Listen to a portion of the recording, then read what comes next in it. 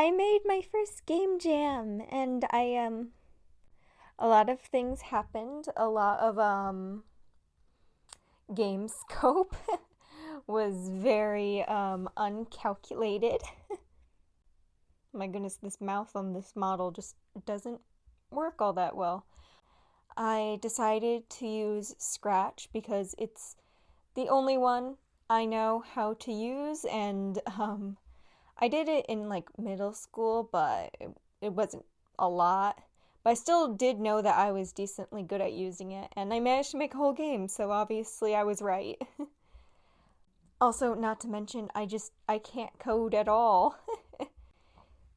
And the whole thought process of coding really stresses me out, and I feel like I would be absolutely terrible at it because I can't spell very well. But anyway, I made the visual novel slash dress up game Taylor and Treasures. It is about this group of mermaids, and one of them is recently got the opportunity to open up her own dressmaking shop. And it's basically just a very mini story about what happens the first week or so of the shop being opened. So the visual novel has its story, and then you get to play the dress up game a total of 5 times during when the story is going. The visual novel didn't take too long to figure out, luckily. It's basically just when this sprite is clicked, do this and this, change the costume. The next costume is the next sprite. Add one variable to the clicks variable. And then when this variable is at this point, do this, like end or like move the sprites, simple stuff like that. The real problem, and which took up most of my time and is actually the reason why this game took me over a total of 24 hours to complete. I one day literally dedicated 10 entire hours to this, was the dress up game function. Because I was lazy, but also I couldn't really find any tutorials on how to make a dress up game in Scratch. All the ones that I did find were like you drag and dropped the clothes on to the model, and I didn't really want that. I wanted it to where if you click the item, then it automatically goes on to the model. So I had a lot of versions of this. Unfortunately, I was a bad game dev and didn't really save my game until it was almost done. I just forgot to do that.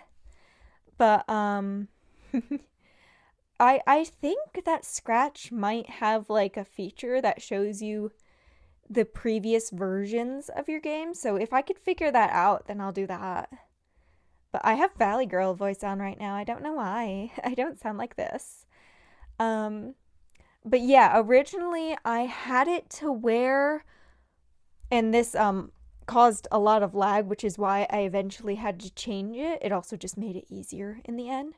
So basically I had it to where when the sprite for the clothing that's in the menu that you're looking at is clicked, then a totally separate sprite that was just called a clone, but it actually wasn't a clone. So it was a whole second sprite that was exactly the same as the first sprite.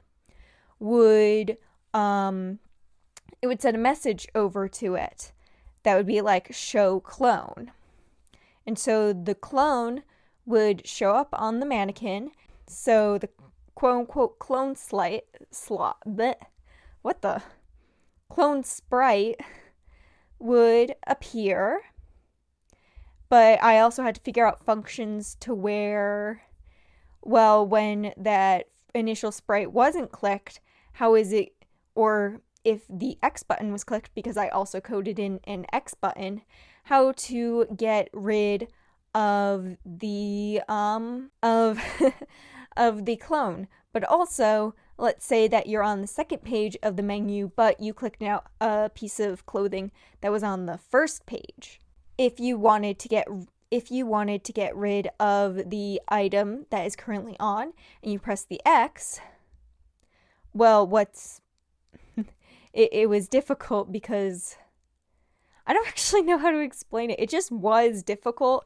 It was making everything lag. This is what took me 10 hours because there's no copy all button in Scratch. Like, you can copy all of one block of the code, but not like the entire code for one sprite. So I had to manually copy and paste, and then I had to make unique messages and variables for each individual sprite, and I had like 3 sets of broadcasts going on in like one sprite, and then like a bunch of variables.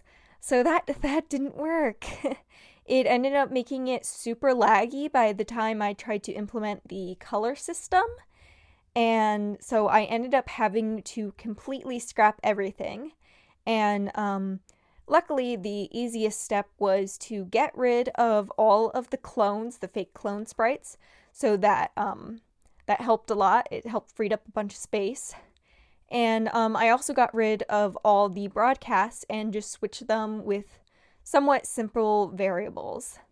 In the end, I think I had about 5 different kinds of variables, but like each kind of variable applied to like each piece of clothing. So it was more like let's see, there were 69 pieces of clothing.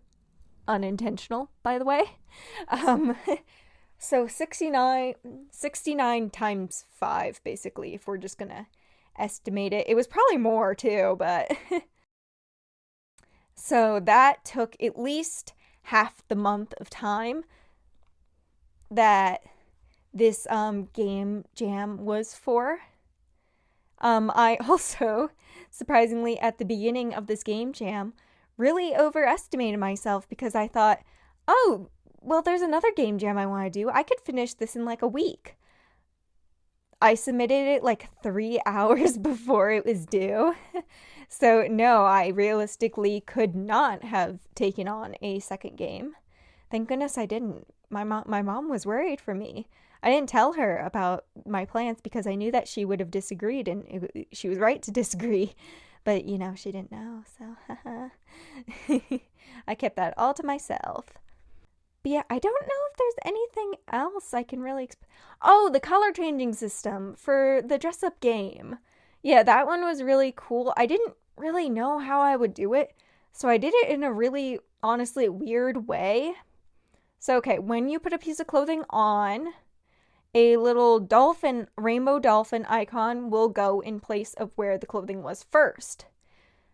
And it will always be there as long as the clothing is on you and you haven't moved it back or clicked the X button, you know. Those are the same thing. I didn't say X button, and that's like kind of an important part.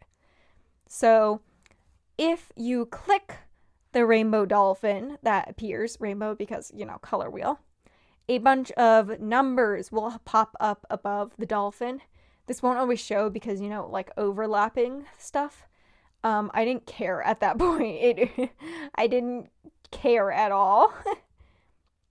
It still has some like visual indication, like the it gets like a little lighter, it like glows a tiny bit. So at the very least you could see that, so you know it's clicked. So basically you click that, a bunch of numbers will pop up.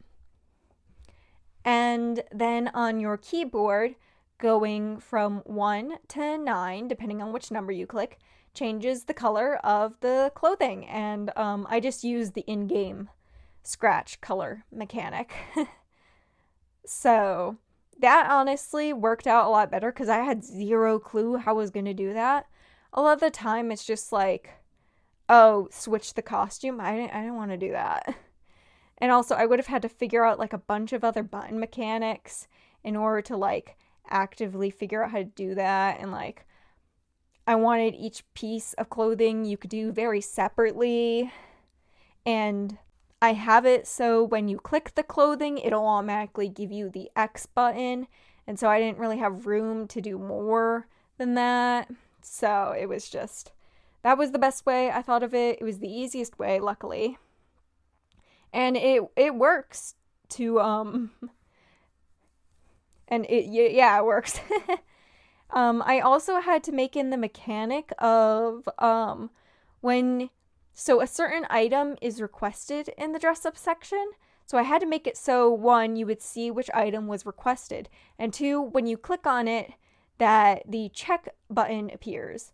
And this is where it gets a little complicated and the thing that breaks a lot, unfortunately, even though it should be correct, and it is sometimes, but sometimes it just breaks. I don't know. Why are my gums bleeding? But yeah, so no matter what piece you put on, like after that, the check should still be there. I made it so it's still there. Nothing changes in the variables, and it made the check mark appear. But sometimes it just doesn't let the check mark appear, and I'll show my code on screen right now. If anyone can figure out how to better do this, I very much implore you to tell me, because I am curious, because I think I did it pretty well. Like, I figured out the issues. I had to, like, redo this a bunch of times. This was my best effort, and it sometimes works, but then sometimes it breaks, and I don't know why, because it should fucking work, but it doesn't. But anyway, I also, like I mentioned before, had scope creep. I don't know if I'm using that right, but I had scope issues. So my beginning strategy right before I started the game jam, I was experimenting on Scratch, making sure I still actually could code on there. That's where I figured out how to do the visual novel system. I found the very basics of the dressing game mechanics, which probably didn't help in the end, if I'm going to be honest. And then, so the plan was, it was going to be a visual novel game. So in the mornings, you would play the dress up game, but at night, there was going to be a bullet hell section. And I actually did pretty damn well with my initial bullet hell. It wasn't actually a bullet hell, it was very, very easy, the one that I created for a test run. But I managed to do it pretty well. But the thing with the bullet hell was, one, this was a cozy game, which I did think adding a bullet hell to a cozy game would be really fun. Realistically, would I want to try and fucking figure this out? I don't want to playtest a bullet hell that much. And like, at this point, I was already so stressed out with the dress-up game, and also I originally was going to have a function to where if you got a high enough score, or like if you got certain items in the bullet hell, then it would unlock patterns for the clothing. I didn't end up doing patterns for the clothing. I just stuck to regular colors, which you don't need to unlock. They're always there. It felt kind of a dick move to just limit colors. So with the reward not happening, it felt a little pointless to do the bullet hell. So then I switched to, okay, I'll just make very small games so that fills out the night section. So there would be like 5 different small mini games. And the ideas I came up with was a smaller bullet hell, a quiz game where it would list off facts about like marine biology and ocean life, a jumping game. It was like a side scroller, jumping, avoiding stuff kind of game, which I think there was also obstacles in the sky. I don't remember what the plan exactly was. A rhythm game. I really wanted to do the rhythm game. I even found like music, and I made one sprite for it. Quickly figured out I could not do well, I quickly figured out I couldn't do all of these, especially since I had like a week left. And yeah, I had like a week left when I decided to make all these decisions, where I was like, yeah, I can make 5 mini games. No. Don't be like me. Don't overestimate yourself. But so all of those ended up not working out at all. By by the last 3 days, when I was doing a majority of coding in the actual like boxes of text for the visual novel and coding in the sprites, because yeah, I hadn't done that shit. I coded in, I think, 4 scenes, 3 of them being extremely short scenes, and then I worked on the dress-up game, and the dress-up game took up like majority of the time. What was I saying? Oh no. I also sound a lot happier than I am right now. I'm very depressed right now. I'm going through it, man. It's bad. But so yeah, and all of those ended up falling through. I did take breaks. Luckily, I was a smart cookie for that. And I only stayed up like one night, and it was the night before, and I stayed up until like 1 or 2 o'clock, but that was it. But so yeah, by the time that I was on that basically last day, or the night before the last day when I was staying up, I still technically had the plan. I was like, okay, we can't do all of these mini games, but I can add in the quiz, because there were custom assets I had already made for the quiz, and I thought they were really cute, and I didn't want them to go to waste. I really didn't want to go all my assets to go waste. Some of them did. Like, I have a lot of sprites that didn't end up getting used, because I either accidentally made them to where they would basically be useless. Really just wanted the fun facts to be in there, like a quiz.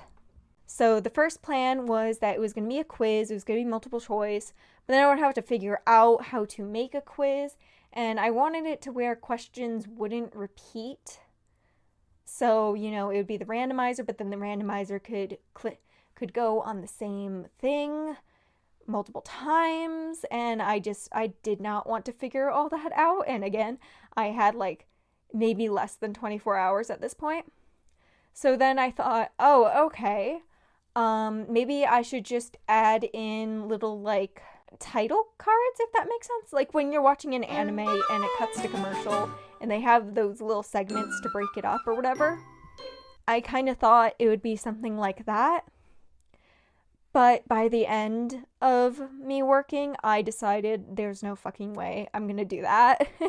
I was already working on the sprite. It was on all the sprites, and basically at that point I'd already kind of established what's it called, the arrangement of the scenes, and I really didn't want to mess with that, because then I would have to mess with a bunch of other stuff.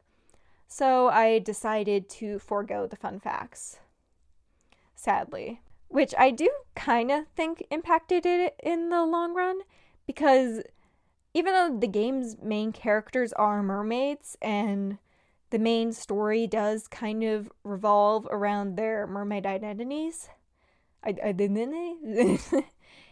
doesn't really feel as mermaidy as I wanted it to be. But, you know, baby's first game, whatever. But anyway, so in the end, my original plan of a bullet hell, of 5 mini games, of fun little quizzes in between, ended up not panning out at all. No rhythm games, none of that. It just ended up being the dress-up game and the visual novel, which I do actually kind of like that ended up being that, because I spent so much time on the dress-up game, and when it works, it just feels very good to use. I won't even lie. Like, I am very accomplished with that. And obviously, the visual novel part works pretty well, but that was kind of easy to figure out. As for game design, I am a very stressed out person, so coding, obviously, most likely will not be my strong suit.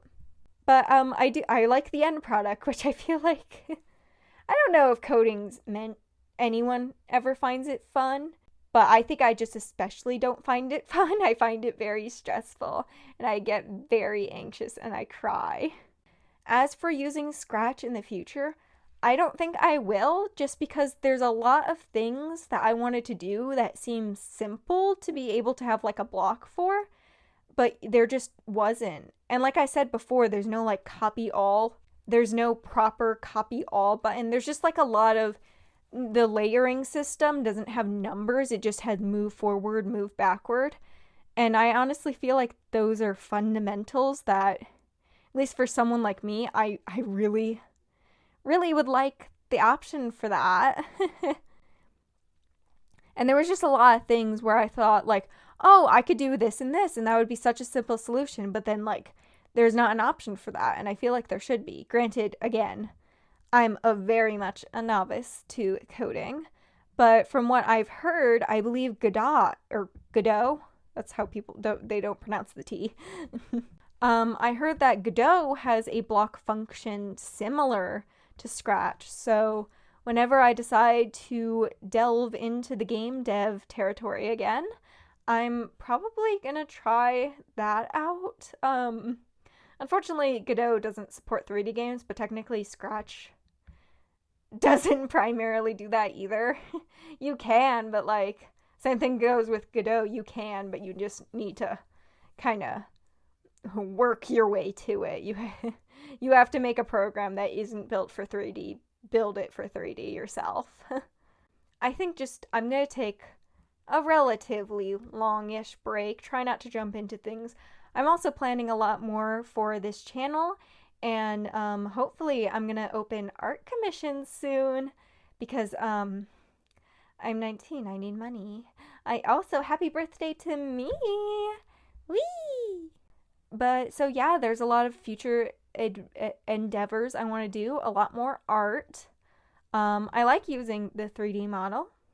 I am going to make my own, like, custom one in Vroid, though. I used to make a bunch of custom Vroid models, by the way. Like, I have, like, 30 of, like, relatively fully customized Vroid models. I could show them off in a video if I find the files again. But, so yeah, that was, my first game dev. This will definitely be, held together by the visuals on screen, most likely. 'Cause I just ramble. I didn't have a script. I didn't want to write one. Again, remember, depression. I also just didn't want to. 'Cause another thing you'll notice in the game, I'm not that good at writing, and I'm not that funny when I'm writing. The script actually had to have like a bunch of different, well, not a bunch of different, it was like 3 different versions. But like a whole ending got cut, by the way. Yeah, there was a whole ending scene I was going to have, but because of like time limitations and because it was so poorly written and unfunny, I just cut it out entirely. I didn't need it. My cat's trying to break into the room. He's clawing his way in. He's going to eat the door. He's going to eat the door. He's knocking on it. He's knocking on the door. I wonder if they have models for like cats, like 3D models like this. I feel like they should. I feel like that would be like a good thing to tap into in the VTuber sphere. Well, I say cats specifically because like I definitely think tracking for like a goldfish is going to be a different kind of mechanics. All right, bye bye.